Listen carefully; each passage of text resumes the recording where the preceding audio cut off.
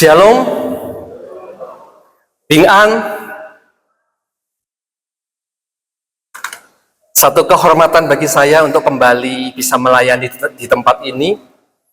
Perkenalkan kembali, saya Pendeta Romeo dari GKI Sion Tasikmalaya.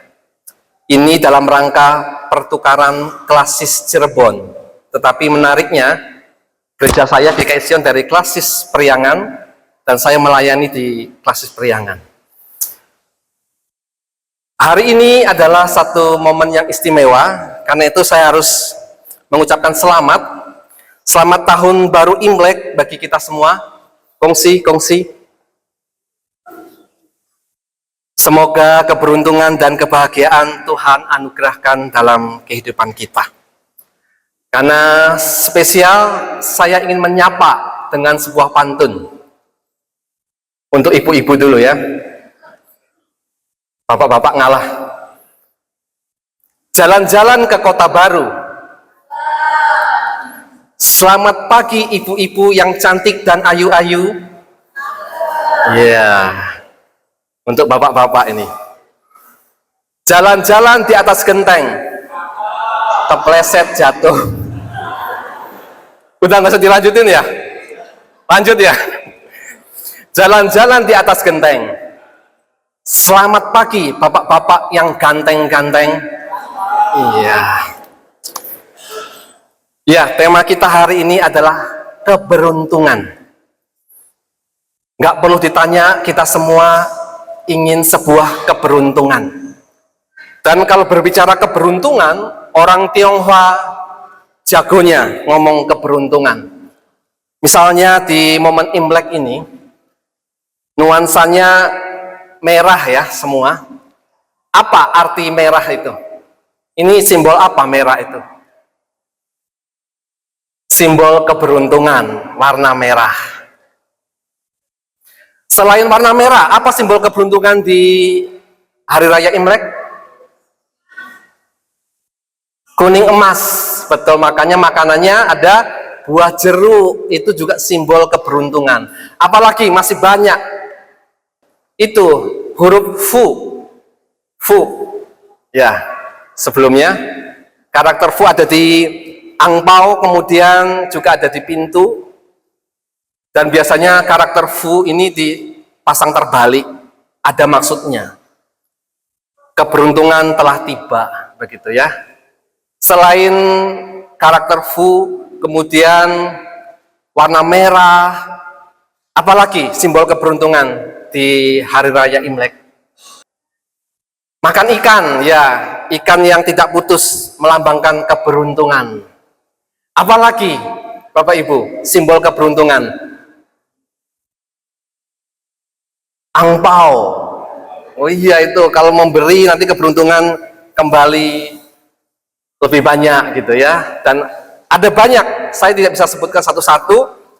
Bukan hanya di Hari Raya Imlek ada banyak simbol keberuntungan, tetapi perhatikan di rumah-rumah orang Tionghoa ada banyak simbol keberuntungan di sana. Apa saja? Kalau kita masuk ke rumah orang Tionghoa yang Toto,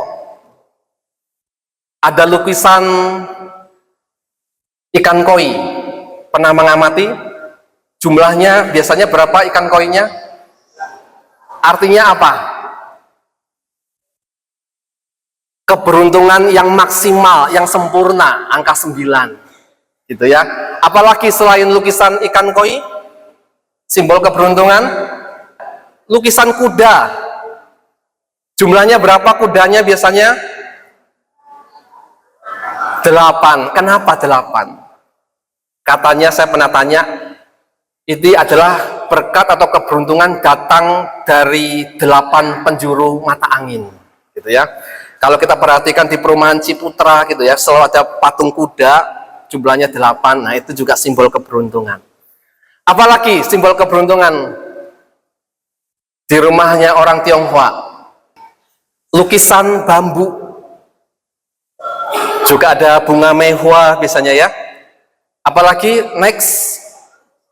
Nah, ini kalau di toko-toko itu saya perhatiin selalu ada patung kucing ini yang tangannya suka begini. Itu artinya apa? Berkat datang ya, berkat datang, keberuntungan datang. Orang Tionghoa memang ahli di dalam apa?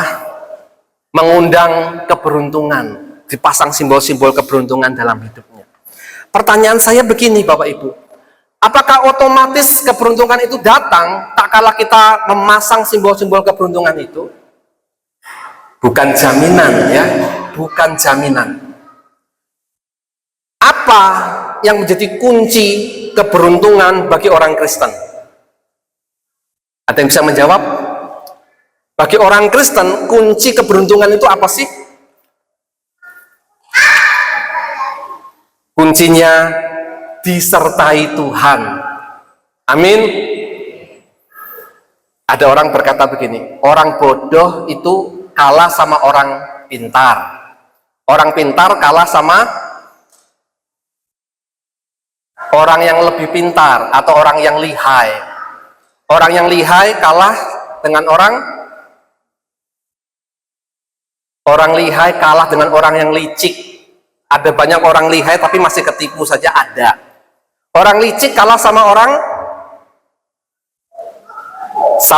yang diberkati Tuhan, orang yang disertai Tuhan. Kalau Tuhan ingin memberikan berkat kepada satu orang itu, berkatnya pasti tiba sama orang itu. Walaupun ada banyak orang menghalangi, tetap berkat itu akan sampai kepada orang itu. Jadi orang yang disertai Tuhan, orang yang diberkati Tuhan itu tidak ada lawannya. Amin Bapak Ibu. Mau disertai Tuhan, itu kunci keberuntungan kita. Mari kita merenungkan bagian firman Tuhan hari ini, kisah kehidupan Yosua. Yosua pada waktu itu dipilih Tuhan untuk menggantikan Musa. Musa telah meninggal. Pemimpin Israel yang legendaris itu, yang luar biasa. Memimpin 2 juta orang Israel keluar dari tanah Mesir menuju tanah Kanaan. Nggak gampang. Lalu Musa mati, Yosua dipilih, kamu gantikan Musa. Bagaimana kira-kira perasaan Yosua? Hah? Memimpin orang Israel, tantangannya ada 2. Yang pertama tantangan internal, tantangan dari dalam. Bangsa Israel itu terkenal bangsa yang tegar tengkuk, keras kepala. Musa saja yang terkenal dengan pemimpin yang lemah lembut, gak kuat memimpin bangsa Israel, saking bandel, tegar tengkuk, keras kepala. Lalu Yosua disuruh meneruskan. Wah, itu gak mudah.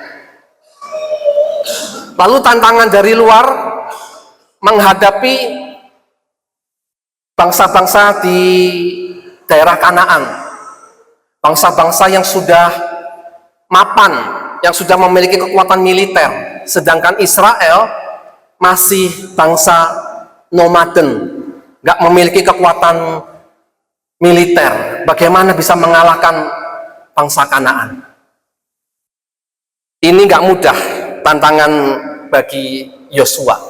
Tetapi ayat 5 tadi Tuhan berkata apa? Boleh dibuka?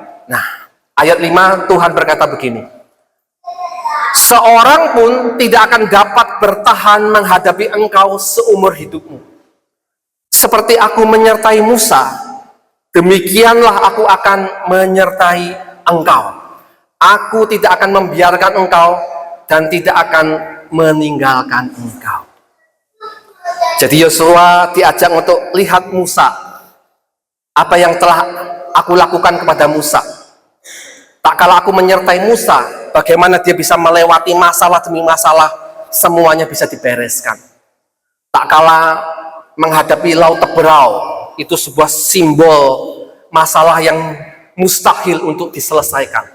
Tapi karena Tuhan menyertai, laut Teberau itu terbelah menjadi dua. Tak kala Musa menghadapi kesulitan makanan di padang gurun, apa yang dilakukan oleh Tuhan yang menyertai Musa itu? Mana turun dari langit, memberikan makan sampai kenyang kepada bangsa Israel. Lalu apa yang dilakukan Tuhan ketika bangsa Israel susah mendapatkan air di padang gurun?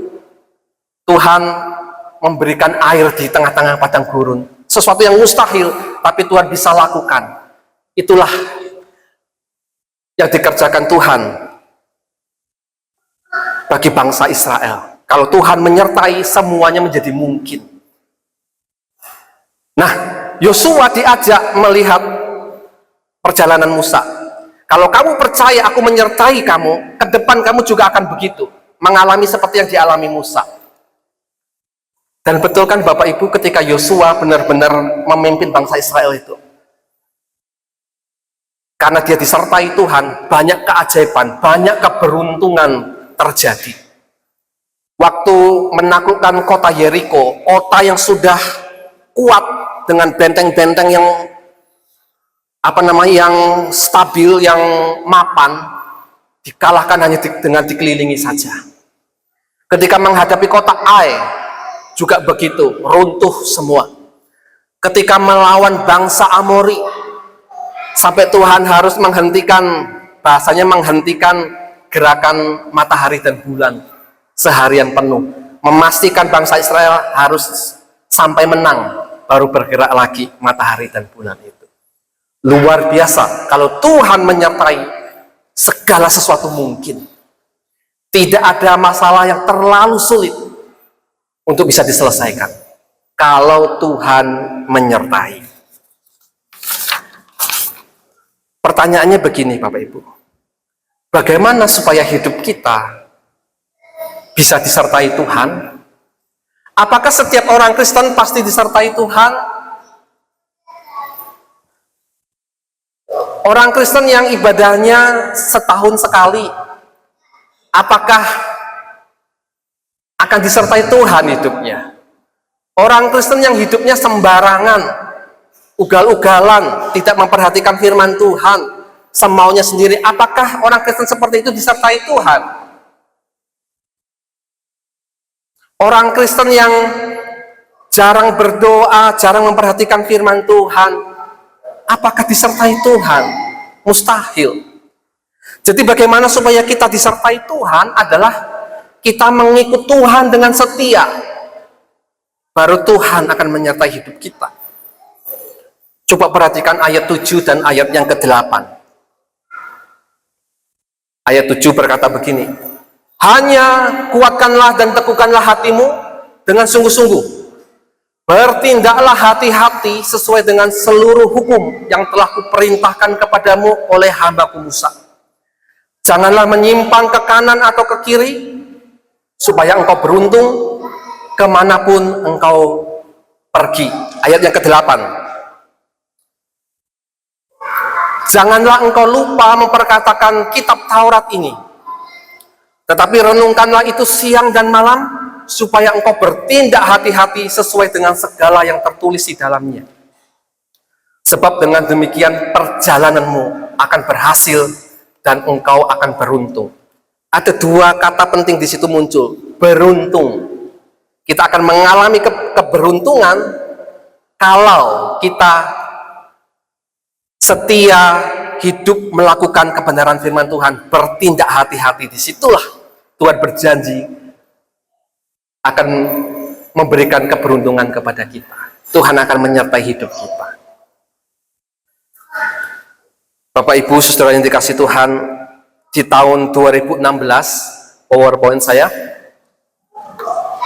di tahun 2016 di Tiongkok, tepatnya di Beijing, ada seorang perempuan diterkam harimau Siberia. Bagaimana ceritanya? Ceritanya satu keluarga naik mobil sedang bertamasya di taman safari. Aturannya kalau di taman safari apa? Boleh masuk tetapi tidak boleh keluar dari mobil karena di situ ada banyak binatang buas. Peraturannya sudah ditulis dengan sangat detail, dipampang dengan besar, dilarang keluar dari mobil waktu menuju kawasan itu. Tetapi ada sebuah mobil tiba-tiba berhenti dan seorang perempuan keluar dari mobil itu. Ya mungkin di dalam mobil cekcok kali ya, ribut terus dia keluar dari mobil atau ingin bertukar tempat duduk mungkin ya. Keluar dari mobil langsung diterkam harimau. Ditolong oleh salah satu ibu situ, yang nolong justru yang mati di situ. 2016. Apa yang ingin saya katakan? Kalau peraturan manusia jika dilanggar itu ada akibatnya, ya. Peraturan itu dibuat pasti ada maksudnya. Berbahaya kalau dilakukan. Tapi kadang kenapa orang tidak percaya dengan peraturan itu? Bahkan di Indonesia juga begitu. Tahun lalu di taman safari keluar dari mobil kasih makan binatang buas, mengerikan. Kenapa? Orang itu tidak mau nurut dengan peraturan. Kalau peraturan manusia itu dilanggar, ada akibatnya, fatal akibatnya. Bagaimana dengan peraturan dari Tuhan, firman Tuhan? Kalau Tuhan mengatakan ini jangan dilakukan, ini jangan dilakukan, itu ada maksudnya, Bapak Ibu. Kalau dilanggar, Anda akan menghadapi resiko yang besar. Karena itu nurutlah firman Tuhan, bertindaklah hati-hati, hidup sesuai dengan firman Tuhan, maka Anda akan beruntung. Ada satu lagi yang sangat terkenal sekali kisahnya, 3 tahun yang lalu mungkin. Seorang anak setelah lulus S1 di Indonesia disekolahkan ke luar negeri, di London. Di sana dia melakukan pelecehan seksual kepada ratusan orang. Mungkin saudara tahu ya namanya. Lalu dia dipenjara seumur hidup di London. Umurnya baru 36. Dipenjara seumur hidup di London. Itu perasaan orang tuanya bagaimana ya? Aku melahirkan anak, saya sekolahin pinter-pinter di luar negeri, dia melakukan kejahatan mengerikan di sana dan akhirnya dipenjara seumur hidup. Banyak manusia hidup ngawur, menciptakan kesialan bagi dirinya sendiri.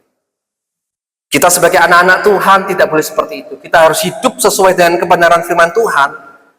Maka keberuntungan itu akan kita nikmati, akan kita alami, bukan kesialan yang akan kita alami. Jadi yang menentukan hidup kita itu pertama adalah Tuhan, Bapak Ibu.